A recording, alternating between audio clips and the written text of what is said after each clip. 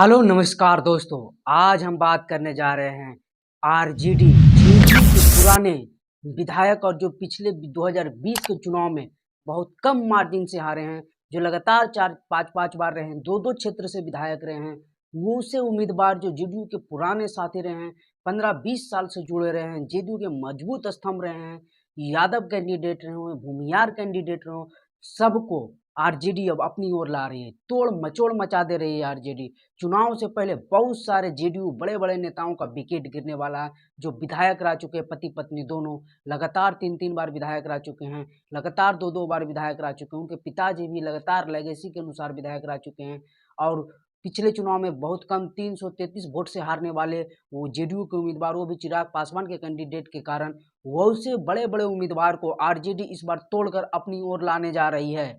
तो आरजेडी इस बार धमाका करने जा रही है चुनाव से पहले। वो कौन-कौन से विधायक हैं, कहाँ-कहाँ से चुनाव लड़े थे, क्या उनका हिस्ट्री है, ये सब बताएँगे।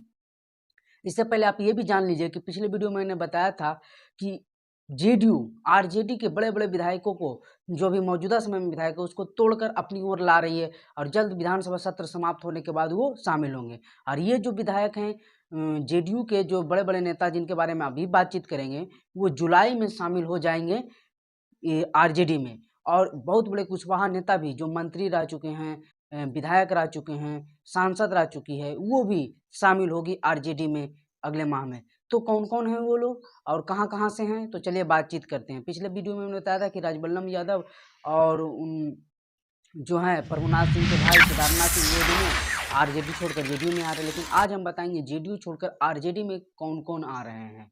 तो चलिए शुरू करते हैं। दरअसल बात ये है कि चुनाव नज़दीक है और टिकट की लेन-देन की बात शुरू हो गई है। सभी पार्टियां अपनी-अपनी स्तर से टिकट को लेकर बातचीत करना शुरू कर चुकी है और सभी कैंडिडेट अपनी-अपनी जुगाड़ में लगे हुए हैं, टिकट अपनी-अपनी पार्टियों से लेने में। और जिनको नहीं मिल रहा है या जिनको संशय है, वो पार्टियां छोड़ रहे हैं, बदल रहे हैं, या किसी भी प्रकार से उनको लग रहा है कि अगर इस पार्टी में हम रहें तो हमारी चुनावी सेहत पर असर पड़ सकता है, हम चुनाव हार सकते हैं, तो वो पार्टियां छोड़कर दूसरी पार्टी में जा रहे हैं, अपने टिकट की दावेदारी मजबूत कर रहे हैं।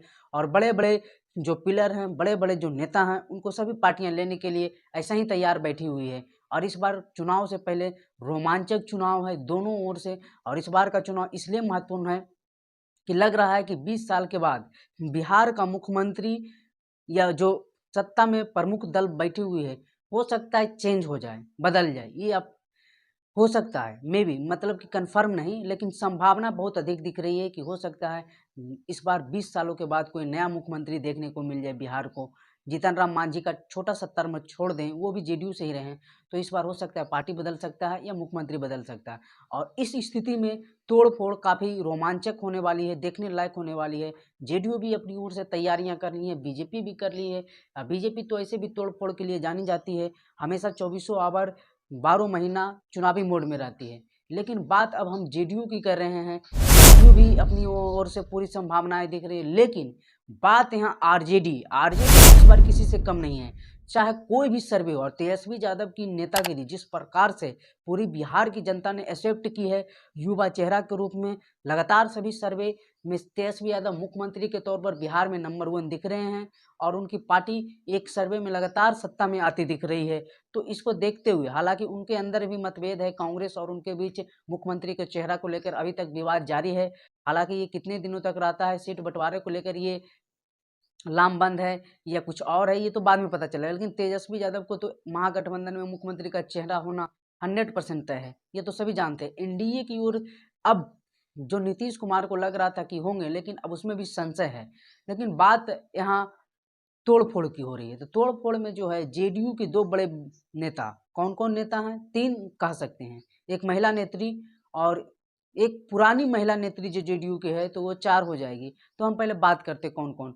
पहले हम बात कर लेते हैं नवादा की। नवादा से कौशल यादव, जो जेडीयू के पुराने साथी रहे हैं, जेडीयू के एक मजबूत स्तंभ रहे हैं, जेडीयू के लिए 2-2 बार नवादा की सीट गिफ्ट में दिए हैं, जो कि यादव बहुल सीट है।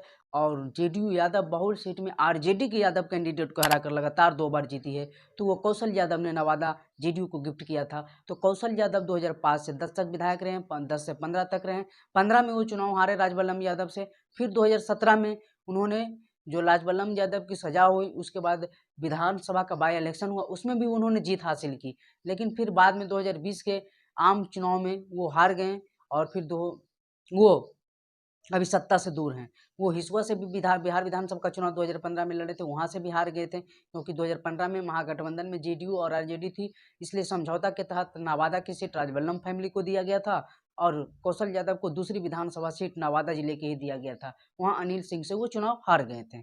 बात यही नहीं है, उनकी पत्नी पूर्णिमा यादव लखीमपुर से लगातार 3 बार विधायक रही, चाहे वो 2005 हो, 2010 हो, 2015 हो, लेकिन 2020 में आरजेडी के कैंडिडेट मोहम्मद कामरान से वो चुनाव हार गई।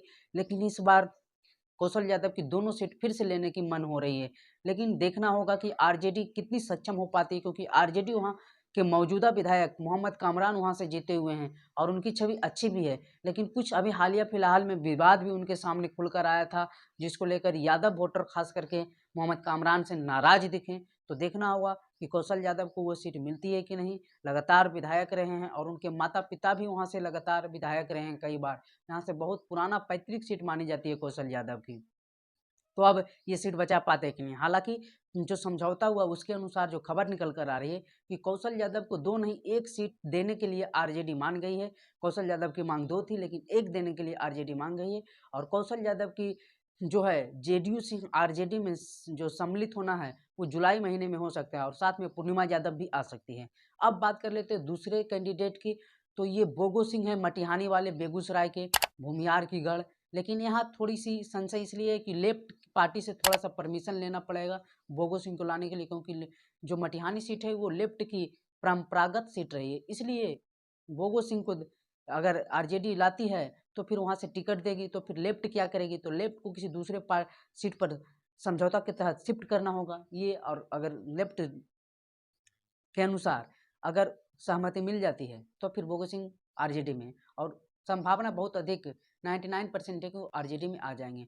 बोगो सिंह 2020 के चुनाव में मात्र 333 वोट से हारे थे, मात्र 333 वोट से। ये बहुत कम, जेडीयू के सबसे कम वोट से हारने वाले कैंडिडेट हैं बोगो सिंह, और वो भी अब आरजेडी में शामिल होने जा रहे हैं। तो ये बहुत बड़ी मतलब कि जेडीयू के लिए झटका है।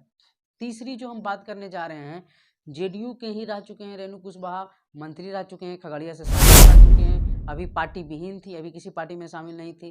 टीम निशिकांत के साथ भी कुछ घूमी, अब आज शायद उनका पार्टी का भी घोषणा हो जाए निशिकांत सिन्हा का पटना में। देखना होगा कि पार्टी का नाम रहता है, क्या रहता है, कितनी भीड़ रहती है, संभावनाएं क्या दिखती है आगे। लेकिन हम बात करते हैं रेणु कुशवाहा की, तो वो जल्द ही आरजेडी में शामिल होने जा रही है और कुशवाहा पॉलिटिक्स को आरजेडी और ऊपर ले जाती दिख रही है। आरजेडी इस बार बिहार विधानसभा चुनाव में भी कुशवाहा को अधिक से अधिक टिकट देने के लिए तैयार बैठी है और बड़े बड़े कुशवाहा नेताओं को अपने साथ करने में लगी हुई है। तो देखना होगा इससे क्या इफेक्ट पड़ता है 2025 के बिहार विधानसभा चुनाव में, आरजेडी कितनी असरदार होती है इन सभी नेताओं को अपने साथ रखकर, और आगे क्या रणनीति के तहत आरजेडी 2025 के चुनाव इस बार आसानी से अपने पक्ष में कर लेगी। बाकी आपको ये वीडियो कैसा लगा बताइएगा जरूर, वीडियो पर बने